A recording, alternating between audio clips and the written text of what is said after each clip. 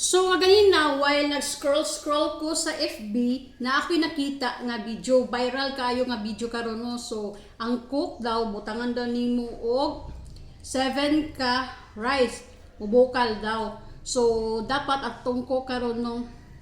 Dili gyud scam no kung tinuod ba gyud no, wala pa nako abri ang cook. Then ana sila ang cook daw dili bugnaw. So atong i-try ang ilang viral karon daw kung tinuod ba. So wala pa ni naabrihan no, so mao pa pag-open na to no. Then ibutang dungan ang 7 ka rice. Kung tinuod ba gyud nga mubukal siya, kung mulugdang ang